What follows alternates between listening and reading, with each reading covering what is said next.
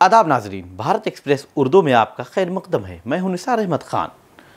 Supreme court ने वक्फ act को challenge करने वाली दरख्वास्तों पर मुसलसल दूसरे दिन सुनवाई की है। अदालत ने इस अहम मामले पर समाअत करते हुए कानून पर रोक तो नहीं लगाई, लेकिन अबूरी हुक्म से दोनों फरीक को एक तरह से राहत दी है।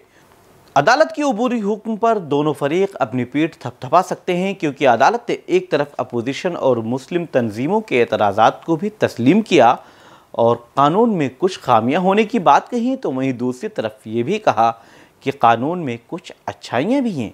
वक्फ कानून से मुतालिक दरख्वास्त पर समाअत करने वाली बेंच में chief justice of India Sanjeev Khanna, justice Sanjay Kumar और जस्टिस के.वी. विश्वनाथन शामिल हैं। एक तरफ अपोजिशन के अराकीन और मुस्लिम तंजीमों की तरफ से दाखिल अर्जियों पर रोक नहीं लगाई गई, तो दूसरी जानिब हुकूमत को जवाब दाखिल करने के लिए 7 दिनों का वक्त दिया गया, लेकिन किसी भी तरह की तकर्री पर अदालत ने रोक लगा दी और मौजूदा सूरत हाल बरकरार रहेगी।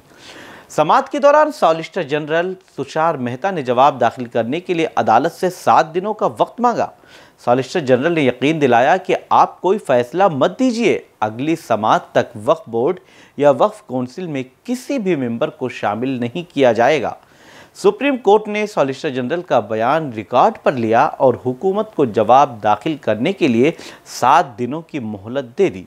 हुकूमत की जानिब से जवाब दाखिल करने के बाद दरख्वास्त गुजारों को 5 दिनों का वक्त दिया गया है। इस मामले की अगली समाअत के लिए 5 मई की तारीख भी मुकर्रर कर दी गई है। मरकज़ी हुकूमत को अब 1 हफ्ते के अंदर जवाब दाखिल करना होगा। मरकज़ का जवाब आने तक वक्फ इमलाक की हैसियत तब्दील नहीं होगी। जब तक हुकूमत जवाब नहीं देती है, तब तक इसमें किसी तरह की कार्रवाई नहीं की जाएगी और ना ही किसी तरह की कोई तकर्री की जाएगी। रियासती हुकूमतें कोई नया बोर्ड नहीं बनाएंगी।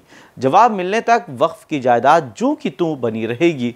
वक्फ बाई यूज़र पर भी फ़िलहाल मौजूदा सूरत हाल बरकरार रहेगी। सुप्रीम कोर्ट ने कहा कि 110 से 120 फ़ाइलों को पढ़ना मुमकिन नहीं है।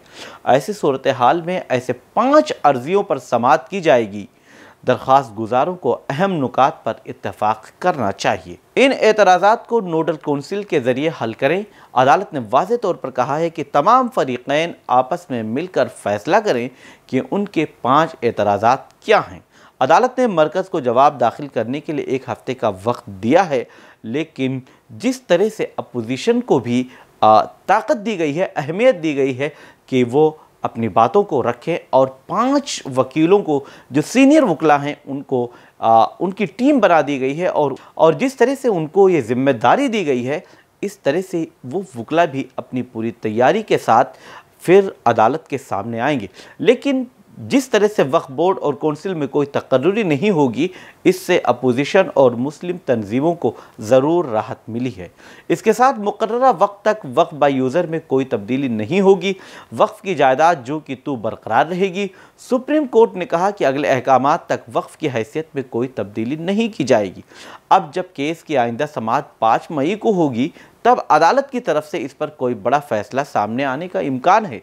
अपोजिशन और मुस्लिम तंजीमों की बात को भी अदालत ने माना है और कहा कि कानून में कुछ खामियां हैं।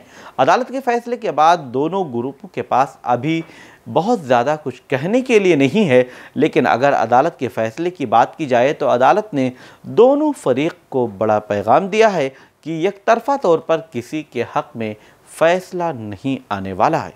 आप देखते रहिए भारत एक्सप्रेस उर्दू और मुझे दीजिए इजाज़त।